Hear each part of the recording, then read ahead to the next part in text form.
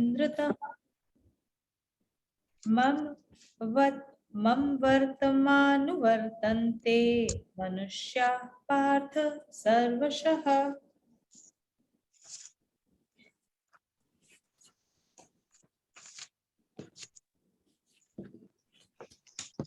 So we're coming to the end of chapter 4, and we have now understood the wide variety of yajna that are available to us. We have also learned that while all yajnas are beneficial, Lord has said that Gyan Yajna is more powerful than the yajnas involving acquisition or material acquisitions, right? So he has again told us subtle is more powerful than gross. And the major reason why Gyan Yajna has been given a slightly higher pedestal is because when we are doing the yajna involving material acquisition, it is very easy for us to forget the purpose for which we are doing the yajna. It is easy for us to slip into the whole experience as a ritual, and then it becomes completely devoid of its spirit. It is also easy for us to get involved with our ego, so it can actually create more ego, in which case it will be completely opposite of the concept of yajna. And that is why Gyan Yajna are considered more powerful. In Gyan Yajna, you are actually invoking your sense of understanding, right? You're actually understanding what's happening. So you're creating awareness inside of you very actively, consciously. And once that awareness rises, it is very difficult. It's in fact, it is impossible for that awareness to go away. You can ignore it, but you will always know, your conscience has already arisen, right? So ultimately, all yajna, whichever form we may do, whichever is available to us given our life circumstance, if it is done properly, it must culminate in the attainment of true perception. Now, how will we know whether we have attained true perception or not? That is the next thing we will read. The very next shloka will tell us how to assess whether we have achieved true perception or not.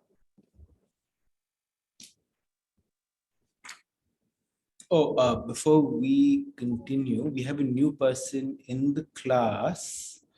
Hi, Sanchita. So, hi, Yugo. Welcome to the class. Sorry, Thank you so much. Did not look up at the screen till now. So it's okay, perfectly okay. So Sanchita is Kakoli's sister, and she's coming in for a couple of trial classes. So please welcome her. We'll do introductions at the end, yeah, just to of course get straight into reading. Kakoli, would you like to read, please? Yeah. We are at Shlok 35. Connection on 34, please. Now the Lord tells how to test if one is on the right track for attaining perception. Shloka 35. Yajkyatva na punarmoham. Yagyatva na punarmoham. Yashyasi Pandav. Evam yasyasi Pandava. Evam yasyasi Pandava. Yena bhutanya sheshena. Yena bhutanya sheshena. Drakshyasyatmanyatho mayi. Drakshasya namatyo matyatho mayi. Yeah, this is a difficult word because it's got a lot of half words. So it has to be said like in continuation. It's slightly tough. We'll try it again. Drakshyasyatmanyatho. Drakshashyatha manyatho. Yeah. Drakshyasyatmanyatho. Drakshastat manyatho. Perfect. Thank you. We'll now yaj gyatva means jisko jankar, knowing which. Na is not.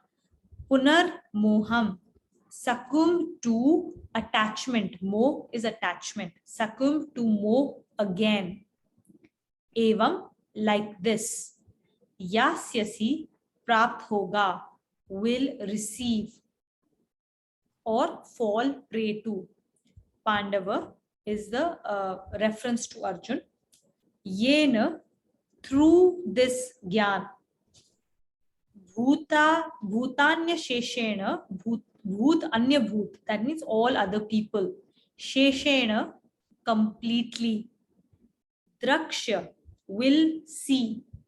Atma, in yourself. And anyatho, and then mai, in me. Okay,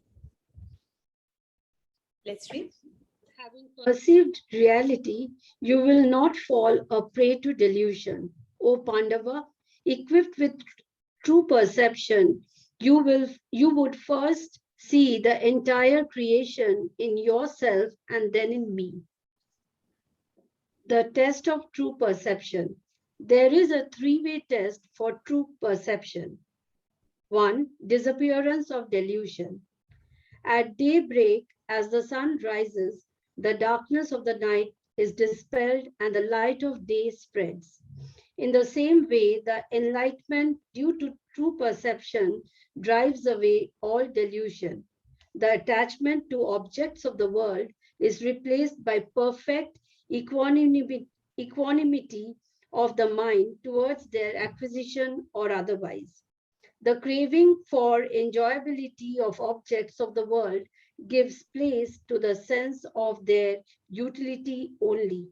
The mind is freed from the sense of craving for or aversion to things of the world, and the tension of the mind is replaced by serenity due to indescribable bliss. So, couple of things here, right? So, first is it's easy to visualize this example that in a dark room, when you switch on the light, it illuminates the entire room, right? There is no darkness left there anywhere. Just like darkness cannot envelop the sun. As long as the sun is there, there will be light that follows the sun, right? So similarly, delusion works in the same way. Once you achieve true perception, once you achieve enlightenment, then any sort of delusion completely disappears from the mind. The second and the most subtle part of this shloka is this line which talks about attachment of objects to the world is replaced by perfect equanimity of the mind towards their acquisition or otherwise. So if you were to read this sentence and actually do some thinking about or reflection on it, you realize it is only the mind that creates the delusion. As long as we have a mind that we are listening to, that is connected to sansar, we will always have a little bit of delusion or a lot of delusion in our life. The only way for us to not be deluded is to focus on our antakaran and achieve equanimity of mind. That is what will allow us to understand the second part of the reading, which is the mind is freed of the sense of craving and the tension of the mind is replaced by serenity due to indescribable bliss, because that is our true nature. Our true nature, our soul, we've talked about this, our definition of our soul is bliss. And what restricts us from experiencing it is the volatility of the mind. And each time we give in to our cravings, our likes and our dislikes, we only make that voice louder and louder and louder. And the more we practice keeping our mind equanimous by not chasing likes and dislikes, and by focusing on doing your duty rather than doing duty for the result, you will start achieving and experiencing this inner bliss that we are born with. Right? And that's what this shloka kind of says, is this delusion is essentially the mind that creates, the active mind. It's almost like, you have, what's it? So imagine you have a fan with 3 blades, right? And each blade is a different color. But when it spins really fast, it becomes white or it becomes a different color altogether. But you have to switch off the fan to see the beauty of those 3 blades. When it's spinning really fast, all you see is a combination of those colors. But that's a delusion. Not a delusion, that's an illusion. That's similarly with the mind. For us to see the beauty within us, the bliss within us, the volatility of the mind has to become calm. Another example for that would be for us to see the bottom of a pond or a pool, even if the water is absolutely clear, if there are ripples in the water, you won't be able to see through, right? If there are ripples at the surface of the water, all you see are those ripples, and the water kind of feels like it is opaque. The moment all the ripples stop and it is completely calm water, you're able to see all the way down to the bottom. Yeah. So our mind has to be freed of all agitation for us to be able to connect to our real self, for us to have the true perception. We had read in chapter 2 that samatvam yoga uchyate. Equanimity is yoga. If we have achieved equanimity, that means in that moment we are connected to the Lord. There are no two ways about it. The moment you are in equanimity, and it happens, there are moments we have all experienced that bliss of equanimity. And the purpose is to stay in that space of equanimity at all points of time. And that craving, the agitation, we have also read about that, right? We have seen that when we typically, there is a feverish craving for something, anything. It could be a type of food. We are craving for a certain type of food. We are craving for a certain promotion. We are craving for something, right? Anything that is outside of us. The moment we get that, in that moment, there is this moment of happiness. And we feel like as if that happiness has come from outside, because I have acquired, I have got my goal, I have got what I was looking for. That has given me this happiness. But we learned that that's actually a complete delusion. The reason we feel happiness is because that entire feverish craving for that external thing was causing a lot of agitation inside of me, which prevented me from being in touch with my inner self, which is the source of all bliss. The moment I got that external thing, for that moment, there was no more craving, there was no more agitation. And that, because that agitation got removed, we removed the impediment, that which was standing in between my true self and my mind. The moment I removed that blockage, I got in touch with my inner self and I experienced that happiness and that bliss. But we mistakenly thought that we got that happiness, I got that happiness because I acquired something from outside. There could be nothing further from the truth. It's actually absolutely the opposite. So for achieving true equanimity and happiness, we need to free our mind from these external cravings and not give in to them. There is no end. We have also learned that desires do not get over by giving into them. If you keep on giving into your desires, this is a black hole. It never gets filled. After one desire, immediately a second one takes its place, and there is no end to that journey, right? And it will eventually reach a point where those desires cannot be completed, they cannot be acquired any longer. And when that happens, then anger arises, and we have seen the slippery slope to hell after that, right? So sorry to harp on this point a little bit, but I feel like there are a couple of people who missed chapter 2 as well. So equanimity here, I want to make it clear, it's not being equanimous towards your duty. Your duty you have to do with full enthusiasm and focus. You go to work with full focus, you do your project with full focus, with full vigor to achieve whatever deadline or targets you have. The equanimity is towards the results. So equanimity is not equal to detachment here. Doesn't mean that we are not filled with, um, in fact, equanimity means that your ability to perform with a lot of enthusiasm has gone 100-fold. So I'll give you, Because there is no negative anxiety in the background holding you back, or where you are expending your mental energy at all. Your full mental energy is available to do what you have to do. so, and this is a principle that is, I had shared this example earlier also, but this is a principle that is implemented in the world when it's very much required.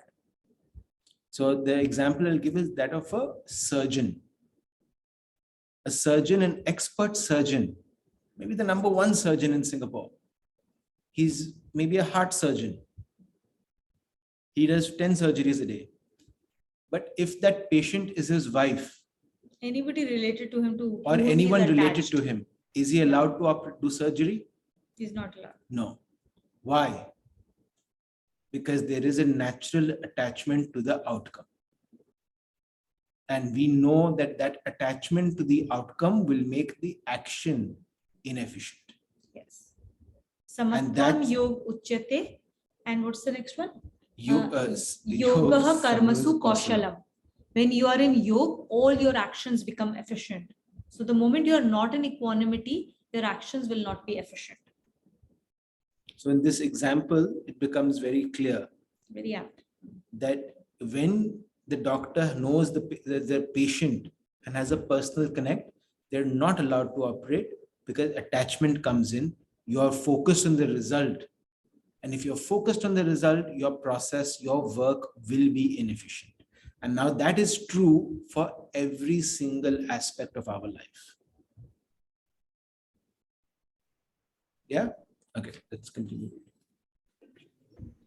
2. Seeing the entire creation in oneself.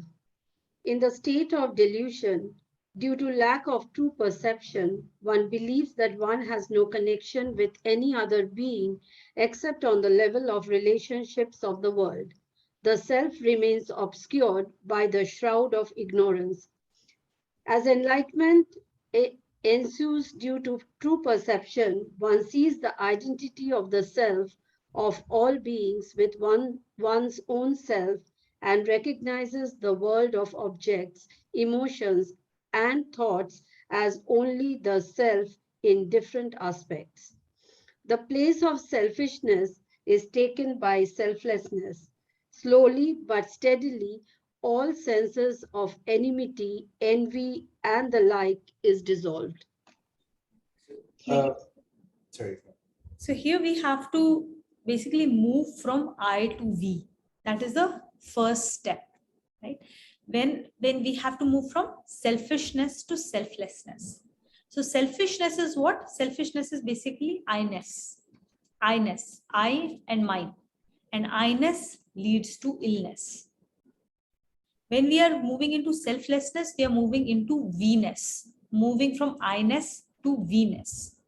And that leads to wellness. So we have to move from illness to wellness by moving from selfishness to selflessness. Now, there is a lot of confusion that comes when you hear something like this. So the first conversation is, oh, does that mean that I have a family, but I shouldn't really be taking care of them? That I should instead be spending all my time in charity? That is not what this point is all about, right? We have a family. As parents, we have responsibilities towards our family, towards our children, towards our siblings, towards our parents. We have to fulfill those responsibilities. It's like for our body to function, right? For our body to function, each of our body parts, we have different body parts, and they all have specialized duties. If they do not do those specialized duties, trying to become a universal organ, it will not lead to any value. The value to the body is when each organ does what it is supposed to do in a very good manner, in a perfect manner, but in a way that it is not only thinking about itself. For example, when the mouth chews food, it doesn't just chew the food for his own self, right? The food that he chews is going to benefit the entire body, right? Similarly, when the heart is beating, the blood flow is to the entire body. So even though the action is very specialized and the focus of that particular organ has to be on doing what he has been given to do properly, but it will not be, first of all, attached to its job, nor is it trying to be envious of other people's and other organs and their jobs.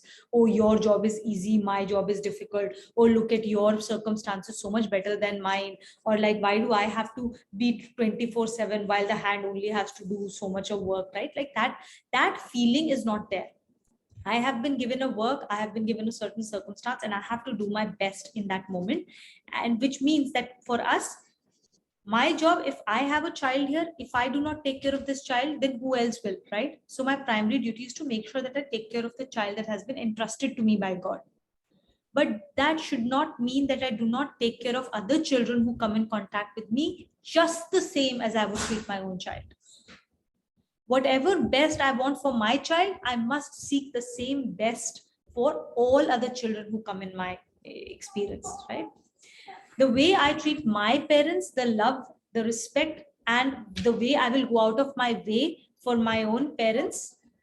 Similarly, if there are other people who come in my, because of my VVGP, if they come in my contact, I must treat them the same way I would treat my own parents. That is what this means. It doesn't mean that I have to go out of my way seeking other parents and doing things for them. No, but naturally our life will create opportunities for us. And in that moment, we have to think from Venus. We have to think from a space where everybody is my family, right? So there are, the family is a very, very critical component of this world and a very critical component in our own life journeys. There are two ways to approach this. The first approach is where we can create even higher selfishness. So we all start with I, me, myself, right? That I, me, myself grows to a V when we get married.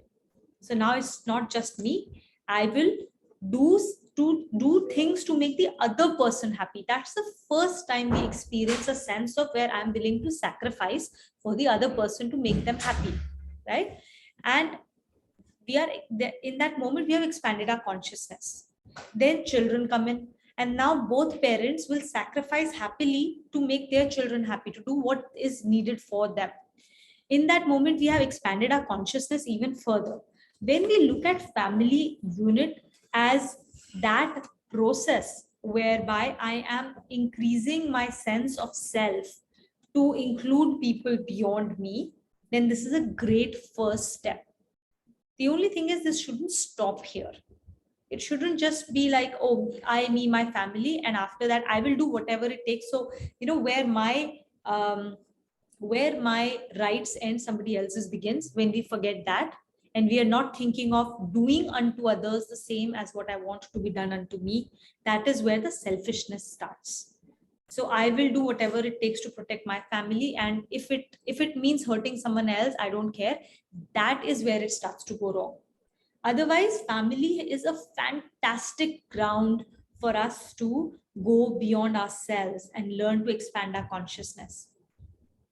And then we need to take that opportunity to go beyond for others. We'll all also recognize that, families are given to us for a reason. Every single person that comes into our life is for a reason. And in that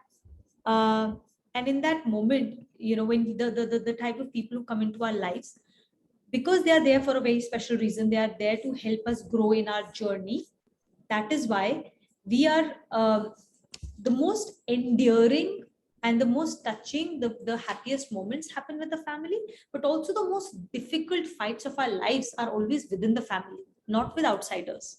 The most difficult battles are always within the family. The toughest relationships are within the family, the easiest and the best relationships are within the family. So if we can apply Gita principles within our own family, that's one of the best grounds that God has given to us to practice Gita and Karma Yoga. And from there, it becomes much easier to practice it outside. The expectations we have from our family members is way higher than any expectations we will have outside of the family members. So if we can contain those, if we can check our expectations and our reactions that come because of that within our family members, then we know we've conquered the world. And that is why in Gita, we always remind ourselves, whatever is inside is outside. And that is true at every level. What is within my family, how I behave within my family, how I act within my family is how I act outside. It's actually easier outside. The way I treat myself is how I treat everyone else. If I'm not kind to my own self, if I'm a very harsh judge of my own self, I will be a harsh judge of everyone else. If I do not forgive myself for the mistakes I make, I cannot forgive others. So starting from that microcosm, then we go out into the macrocosm. The sages of the past have learned everything about this universe by learning about their own body. They go inwards to be able to learn about outside. The only thing I'd like to add here is in the shloka, when a person is attained to true perception, sorry, I'll just close that application. When someone has attained true perception, they stop seeing people as bodies. They see people as souls. They see all of us, we see everyone as bodies, everybody, anybody. These are all in our vocabulary. So we are so stemmed in body consciousness that we first see the body. And then we have to remind ourselves to see, oh, nahi, they must have good intent. No, they're also a good person because they also have a soul inside them. And if they have a soul, a fragment of the same soul that I have, we're the same. Enlightened people or people with true perception, they see everyone as souls. And souls all part of God's plan, God's work, whether it's favorable or whether it's not favorable, it doesn't matter. Right? Yeah, that was the only point I wanted to make. 3. Seeing everyone's self as the universal self. The sense of identity of self gradually sublimates into a realization of the universal self. Then one sees it in every circumstance and happening a play of only the divine will, which puts an end to all sufferings, disappointments, and tensions. Then there remains no detestation, no sorrow, and no frustration or delusion. This is attainment of the supreme state and identity with the Lord. So this is an extension of what I was just saying, right? Like when you see everyone as a soul and you see all of them connected to Bhagwan Ji and his will playing out, his wish playing out or his will playing out through all your interactions with these souls, then everything you're doing is God's will. So everything, every circumstance, every situation is a divine situation. And it's just an opportunity for you to rise above our own sanskars, our own prarabdha.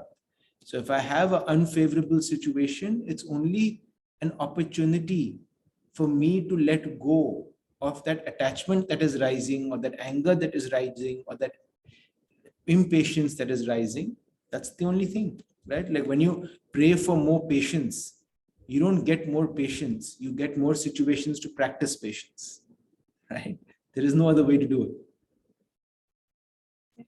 So like when we just started off this class, Rita saw one of the divine plays, right?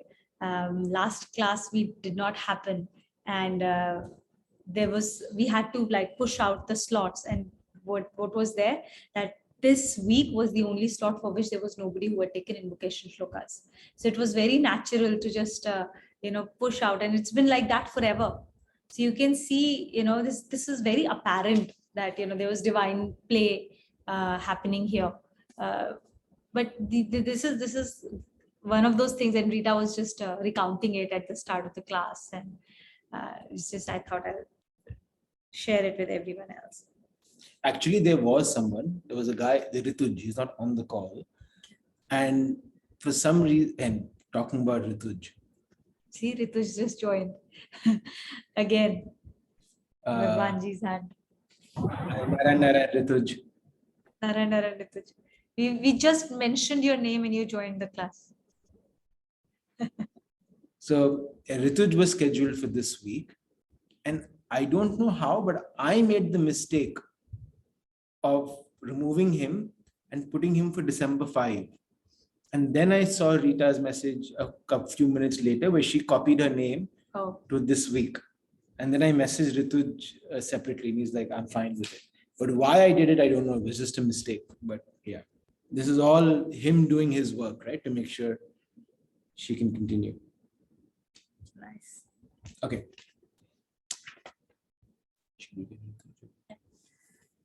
So Rituj, would you read with us? Connection of 35, please.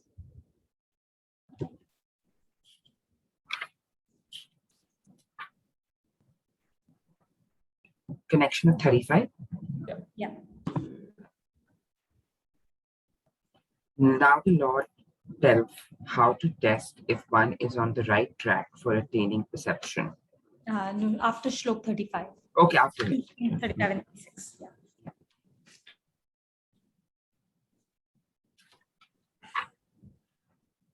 The Lord now holds out an assurance for redemption of those who are steeped in sin.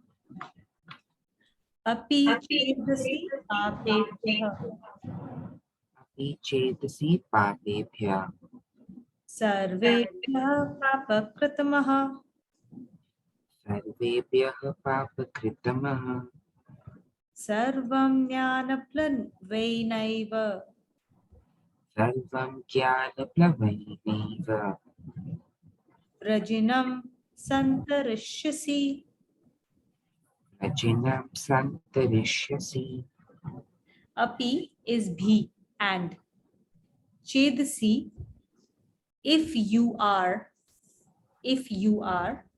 papebhyah, within sinners, amongst sinners. Sarvebhyah, all, papakritamah, ultimate sinner. Sarvam, all, jnana plevainaiva, in the boat of knowledge. Vrajinam, ocean of sins. Santarishyasi, bhali bhati tar jayenge, will be able to easily cross. Even if you are the most sinful among all sinners, perception will be the raft on which you would be able to cross the river of sins. Redemption of the sinner. The Lord holds out this assurance to those who, after a lifetime of sins, make sincere and intense efforts to attain perception. In most such cases, the mind is tarnished by sinful thoughts to the extent that the idea of approaching a wise seer does not occur to them. But if this happens in the case of any individual, the seer turns the mind so radically that even the most sinful would cross the river of sins with the help of true perception. There have been many examples of such a redemption. The sage Valmiki was a sinful person in his youth, but a moment's contact with some saints affected his mind in such a manner that he himself attained perception and composed the Ramayana. Once a heavy drunkard came in contact with Swami Dayanand Saraswati and was totally transformed into a pious devotee. He too composed many devotional lyrics, which are sung to this day. So this is something that Kumar tells us a lot, right, in our class, that it is easy for someone who is in a complete tamogun, somebody who is doing a lot of wrong things. There are, when somebody is doing absolutely wrong stuff, it's actually easy to recognize. There are no shades of gray. This is completely black. It's very easy to recognize that. And when a person actually decides to change from that black area to the white area, it's actually much easier. And he has often told us that a person who is completely in the wrong, it is much easier for us to show them the right path. And once they decide that I do not want to be on this wrong path and I want to go onto the right path, the change is typically very radical and very fast and typically very long lasting. The guys in the middle, which most of us unfortunately are, we are good people, right? We're always trying to do the right things. Because we are always trying to do the right things, we do what we think is the good thing to do. That is where the problem comes, because then our the need to change, or the ability to discern between seemingly right and the absolute right, is sometimes much more difficult to make. Also, in this middle ground, there is a high increase, there's a very high rajogun bhav that is there. We are always in action trying to do the right things.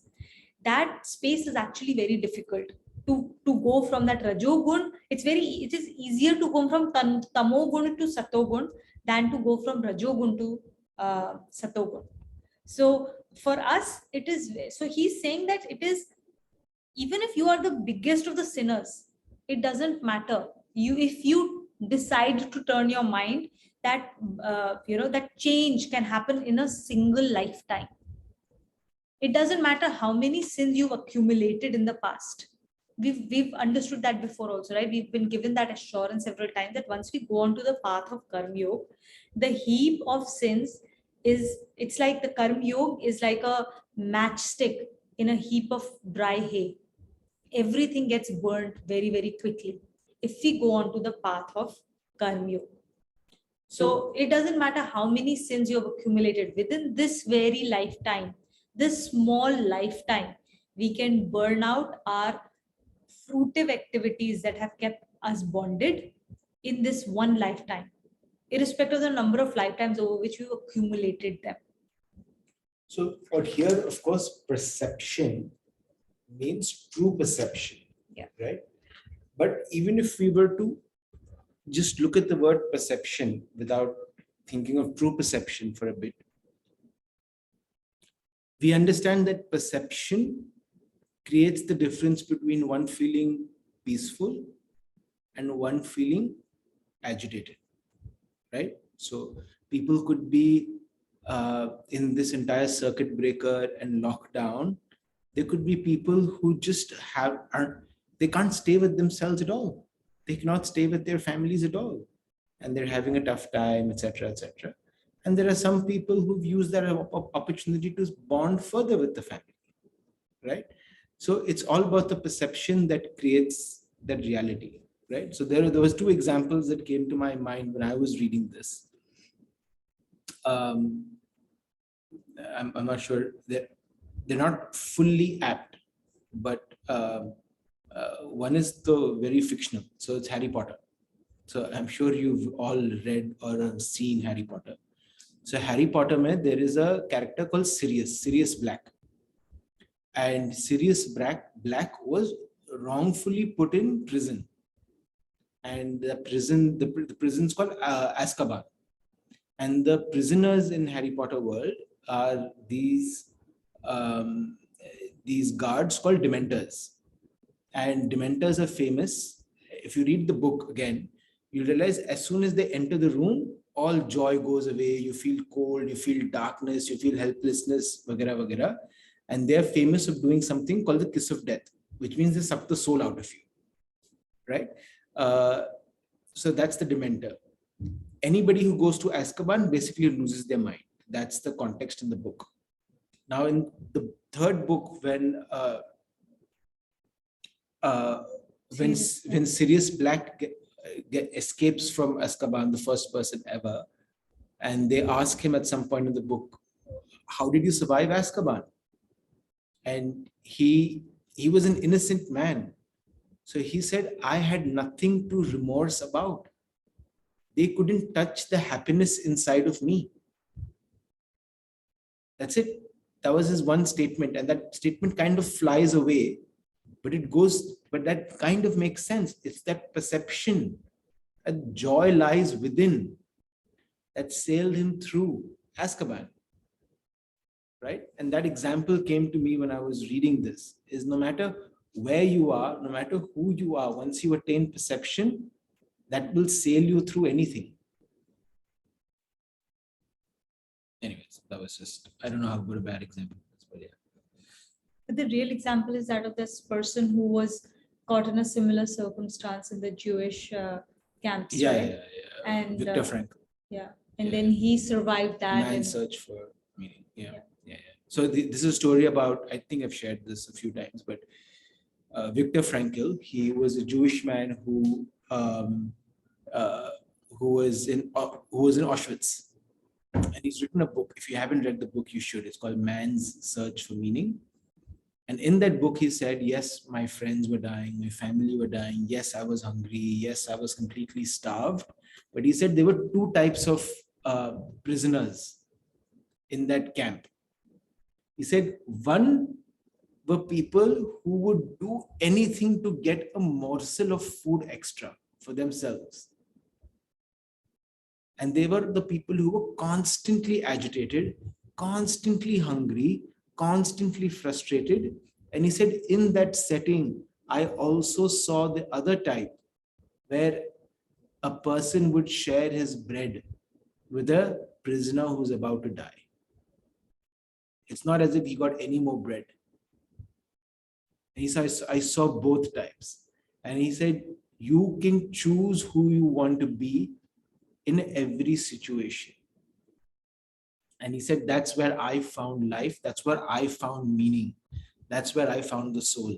And he was a very young man when he went to Auschwitz, and he came out and he did his master's in psychology. And he wrote this book 40, 50 years later as a psychologist on what goes through the mind. So yeah, that also gives you an idea, right? Perception will take you through the most difficult of situations. Rashi, will you read with us?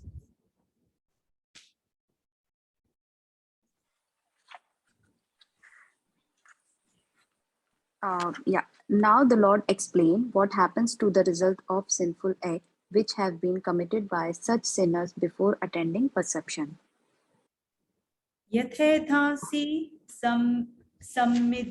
sammidhognihi Yatedasi samidogni agnihi samidognihi bhasmat bhasmat kurute arjuna bhasmat kurute arjuna jnanagnihi sarkarmani jnanagni sarva karmani bhasmat kurute tatha.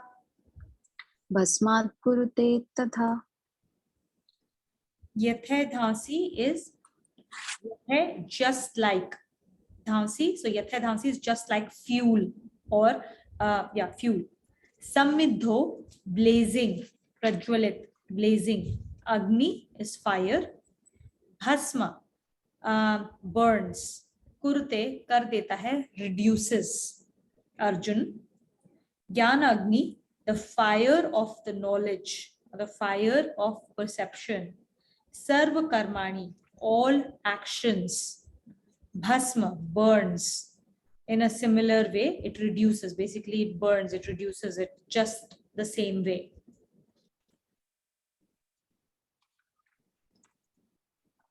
Burning of deeds in the fire of perception. Attainment of perception is life. Rashi, just read the italics as well. Oh, sorry. O Arjuna, as the blazing fire reduces the faggots of ashes, the fire of perception burns all the action in totally. Burning of deeds in the fire or perception, attainment of perception is like raising a blazing fire in which all deeds are totally reduced to ashes like faggots in the fire. Along with them, all personal vices and outcome of deeds are also burned up. A person waking up from a dream gets rid of all the feelings of happiness and unhappiness which were experienced while dreaming. Similarly, attainment of perception is like waking up from the sleep of delusion into the reality of the self. Though waking up from the though putting an end to all illusory connection with deeds and their outcomes. So this is so you might wonder, why are we talking about actions again, right? After a person is doing achieve true perception. So a few things to understand. One is true perception and enlightenment doesn't happen at the time of death, that heaven and hell concept that some we're familiar with. It happens in this life while you're living life.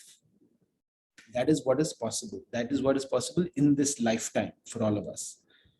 So if we're doing it in this life, we have to continue doing action. Achieving true perception doesn't mean you run away from your duty, whatever duty it is. We're in Shlok 37. It doesn't escape us from doing duty. So if we do action, there are naturally going to be consequences of that action.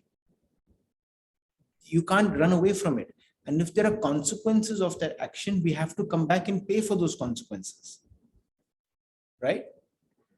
So actions necessarily lead to that way bondage. But what this shloka is saying is connecting with shloka number 35, which was, if you act and do your duty with an equanimity of mind, where you're not attached to the results, you will achieve true perception and you will create no further bondage. You can act as much as you want, because as long as we have a body, we have to act. It will result in no further bondage.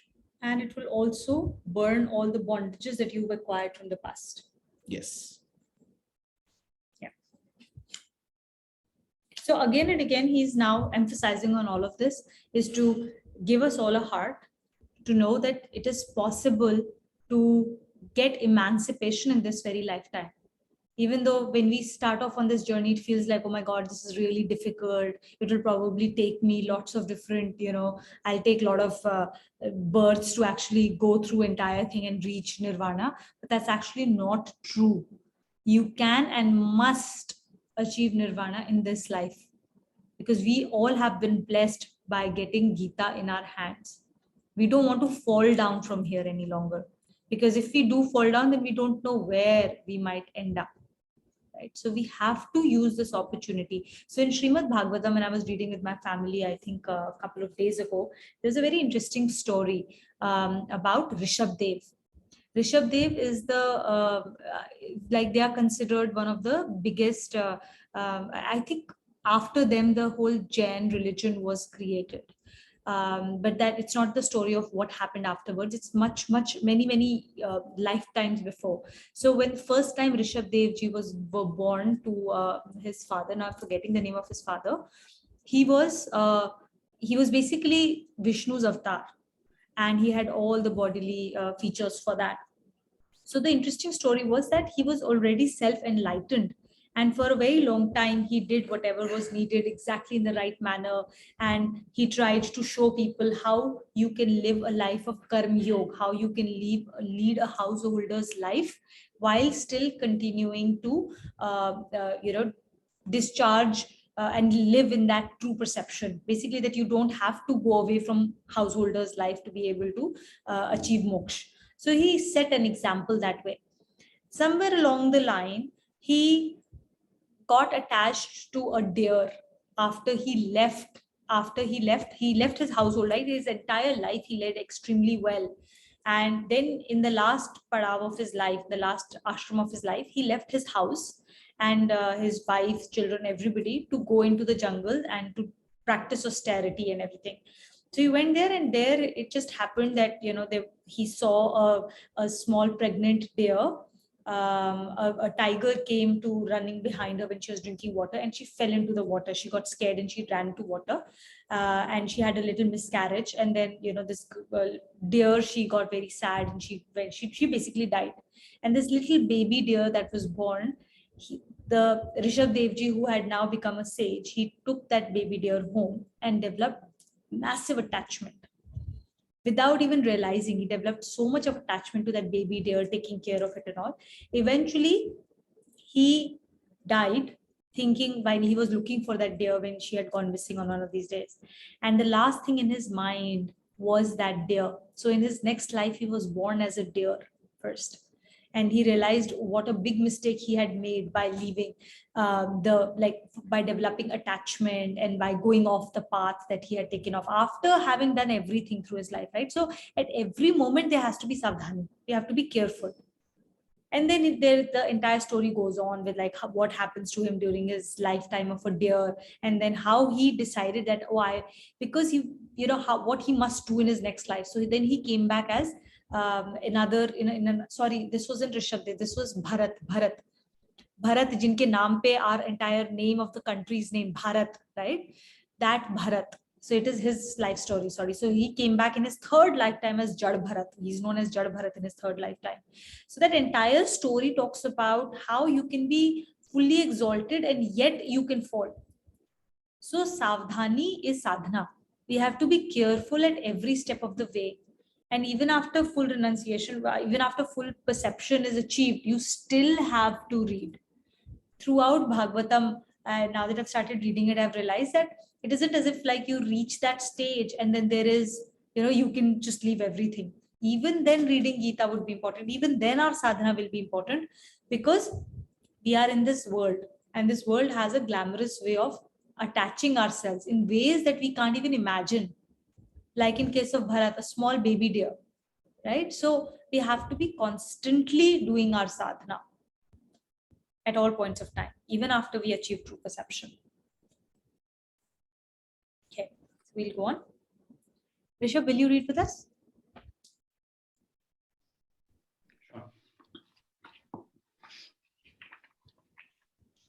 This is Shlok 38, right? Yes. Page 100. Connection just before Shlok 38. Yeah. Declaring desires, is that the one? The Lord now tells. Yeah.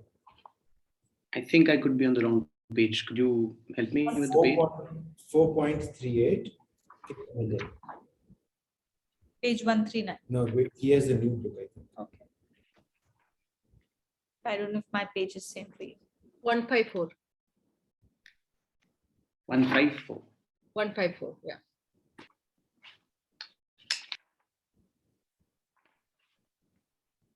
No, I've reached the wrong page here. All right, the Lord now outlines. Is that the one? The Lord now tells of the immensely purifying result of Uske the pehle, perception. outlines wala pehle. Sorry, found it. The Lord now tells of the immensely purifying result of perception. Nahi jnanin sidrisham Nahi jnanena sadrisham pavitram miha vidyate pavitram miha vidyate tat swayam yoga sansiddhi tat swayam yoga sansiddhi kalenatmani vindati kalenatmani vindati. Nahi, not only, or there is no, Gyanen is knowledge, Sadrisham, definitely, it's obvious, it's definite, it's obvious. Pavitram is purifier, is this. Vidyate exists. Tat Swayam, one who. Yog is yoga. Samsiddhi achieves perfection. kalenatmani, in due course, vindati, experiences. So kalen, in due course, atmani, oneself. In due course, oneself, vindati's, experiences. Certainly in this world, there is no purifier like perception. One who achieves perfection in yoga experiences it in due course in one's own self. Perception from equanimity of mind. In the first line of this shlok, the Lord speaks of the importance of the perception of reality and says that there exists no purifier like this. But if any man purifies his inner being by a relentless practice of karma yoga, he would experience this very perception in his own self. Two things, however, are to be remembered. Firstly, the time taken in the rise of self-perception is in inverse proportion to the constancy in and intensity of the practice of karma yoga. Secondly, the purification of the inner being also depends on the intensity of the practice. If sincere efforts are made to perform all one's duties with the intense feeling of detachment and renunciation of the outcome, the light of self-perception brilliantly illuminates one's inner self. So a couple of things here as well. First thing is, out here there is a word perfection, one who achieves perfection in yoga. So here it's never perfection in action. It's never perfection in result. It's perfection in yoga. And what is and in the explanation is written, his but if any man purifies his inner being by relentless practice of karma yoga. Perfection of yoga means perfection to connect with Bhagwanji. If that is the constant focus and effort of connecting through your work, through your duty, through your relationships, changing that perception of yours, and you achieve perfection in connection in the yoga, then you've attained true perception. Right? So that's important to understand, that perfection is not focused on action. It is not focused on results. It is focused on yoga. Can you connect everything back to him? Whether it's favorable, unfavorable, whether it's your will, not your will, can you connect it back? That is where our focus has to be.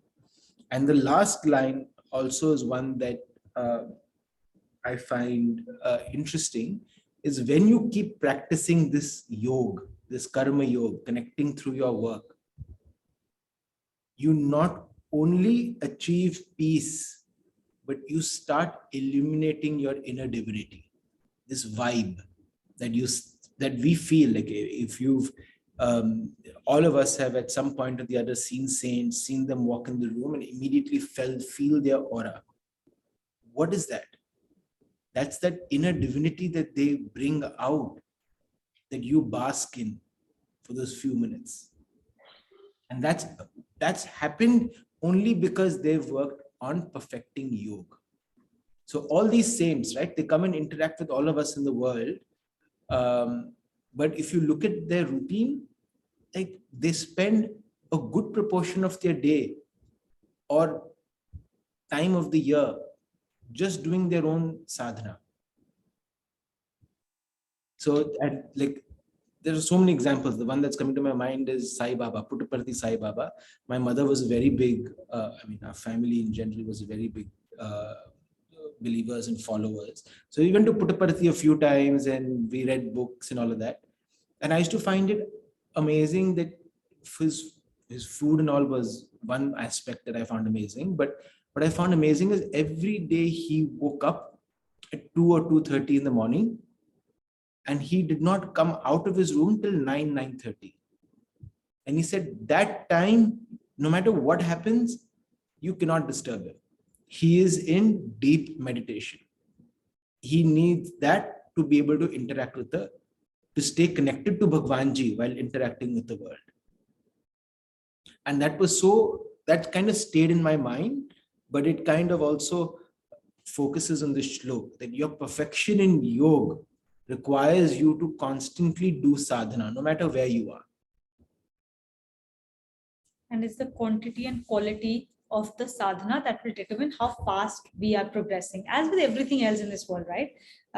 The harder we strive for something, the faster we achieve it. So that's the law of nature. So here also, the quantity and quality of our sadhana will determine how fast we actually achieve that self-perfection.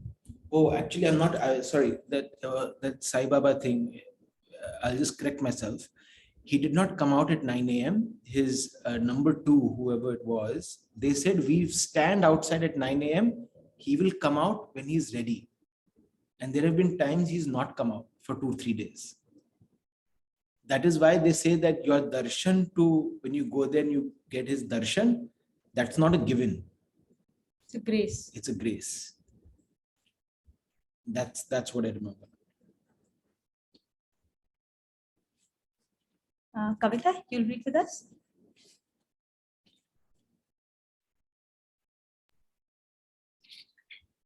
The Lord now outlines a synopsis of prerequisites of achieving self-perception.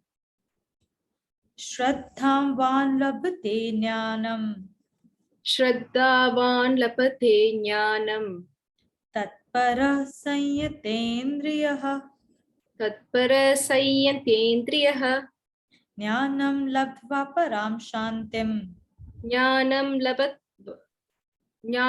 labatva param shantim achirenadhigacchati. achirenadi kaschati. So Shraddha is deep conviction or reverence. Labhate is gained. Jnanam is knowledge. Tatparaha is constancy. Sanyate indriyaha, indriyon ko sanyam karke, control over senses and sense organs.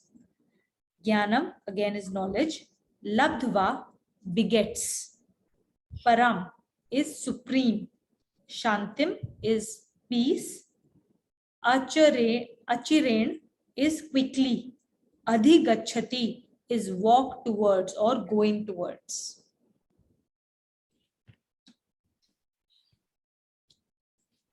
One achieves self-perception by intense conviction, constancy, and self-control. Self-perception leads one speedily to supreme peace. Prerequisites for self-perception. The three prerequisites are firm conviction. Firm conviction in the path of discipline as well as in the preceptor is essential. Conviction in discipline means an unshakable faith that the discipline would lead to ultimate welfare without any doubt. This would lead to a feeling of attachment with the discipline, and there would be no flattering from the discipline in the event of any temporary setback. Conviction in the preceptor presupposes a feeling of veneration for him and a complete belief in the competence. The input of these constitutes what is called firm conviction. So here it's no coincidence that the first point here, firm conviction, is in other words also known as faith. In other words, it's also bhakti. And the second section of Bhagavad Gita, the 6 chapters, from chapter 7 to chapter 12, is all about bhakti yoga. How do you connect through your bhakti, through your love? And the reason why this is the starting point is because without faith, without that bhakti, it's very hard to move forward on the journey. Without the faith that you have that, oh, if I do this course, I will get a certificate, and that certificate will increase my stature in the world, you will not be able to do that course. Out here, the faith is, yes, there is a Bhagwanji that I can go and merge with to achieve unlimited bliss and not come back into the cycle of death and birth. That is the starting point for you to then focus on everything else. And there's also the faith in the discipline of Karma Yoga, the discipline of the sadhana, that this is the path to that. So it's not just faith in the ultimate goal, but also the faith in the path that you're taking. If you keep changing your path, then it will be very difficult for you to gain enough traction through any of the disciplines to be able to reach your end goal. So if we keep this, it's very important to have that. And who is the preceptor that we're talking of here? The preceptor is this Gita, the book here that we hold in our hands. This is our preceptor. So yeah, and just highlighting what Tuina is saying as well, is we've all chosen this journey, right? Gita, we've all chosen this particular program, class, parivar, however you want to say it. Because because of COVID, we've not really had a chance to meet people. But when you do, you will see that this parivar, the lineage of this parivar comes from realized saints. And everything, the invocation shlokas, the closing shlokas, whatever format that we are following, the book that is written by Nanaji, it's all comes from that lineage. So if this is your chance that, okay, you know, this is tried and tested. It's worked for many people who followed it. So it's time to put full vigor behind it.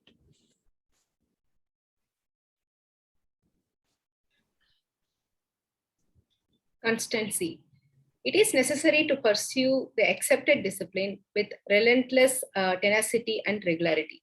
No benefit occurs by following the discipline half-heartedly or without regularity. For example, to cut down the strong trunk of a tree, it is necessary to axe it continuously at one spot.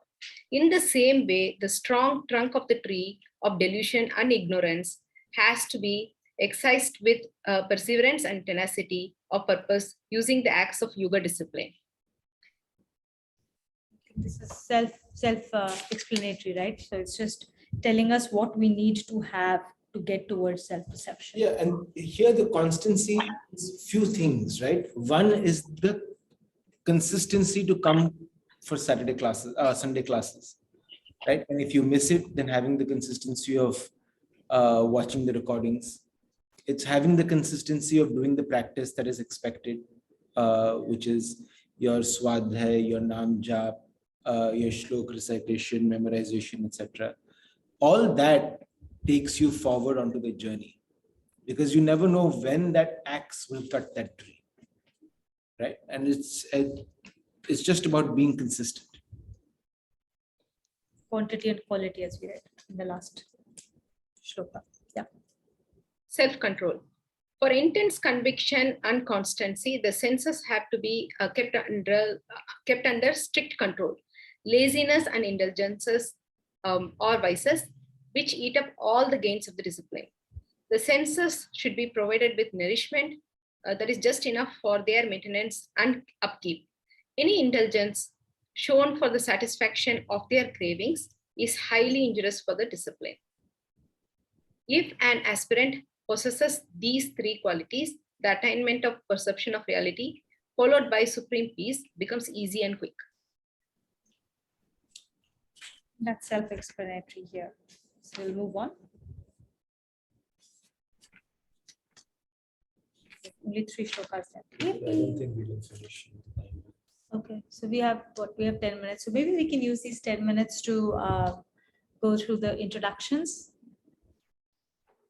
Yeah, Sanchita, would you like to introduce yourself to the class? 40 minutes. Hi everyone. Thank you for having me here. And I'm Sanchita. I've heard so much about, from Didi talking about, her Gita classes. So I think last week, when we were just chatting, said, okay, I'd like to, come. So I think, when I was listening to all you guys, you chanting the slokas and explaining, it didn't come to me. I think it just came to me this class. So I think there is a meaning in, why it has come to me now. I mean, she's been doing this class since April, and I've kept hearing from her that, I have a Gita class that I have to attend. But it never struck me that, I need to be a part of this class. So I think maybe the time is now for me. And, I mean, when you both were chanting the slokas at the initial, when the start of the class, I don't know, I mean, while I didn't understand much of it, but it just felt nice. I mean, there was this, it just felt nice to hear it. I mean, there was this feeling of, calmness and all. And I thoroughly enjoyed the explanation and everything. So yeah, I'm finally, I'm so happy that, probably this found its way to me. So thank you. Thank you everyone for, having me and, letting me be a part of the class. Thank you for joining. We're glad you enjoyed it. I'll connect with you separately after. Yeah. And if it's something you'd like to commit to or find a class closer to where you live, I'd be happy to close introduction. Sure. You're based in Calcutta, no?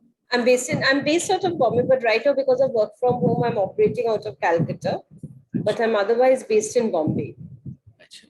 Very good. Very good. Thank you so much. So we'll do the closing shlokas. Yeah. Om Sarvesham Swastirbhavatu Sarvesham Shantirbhavatu Sarvesham Purnam Bhavatu Sarvesham Mangalam Bhavatu. Om Shanti Shanti Shanti. Om Sarve Bhavantu Sukhinah Sarve Santu Niramayah Sarve Bhadrani Pashyantu Ma Kasyit Dukh Bhagame. Om Shanti Shanti Shanti. Om Asato Ma Sadgamyah Tamso Ma Jyotirgamyah Mrityurma Amritam Gamyah. Om Shanti Shanti Shanti.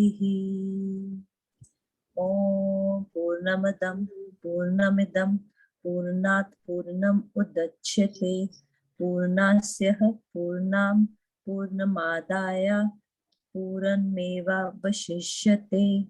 Om Shanti Shanti Shanti.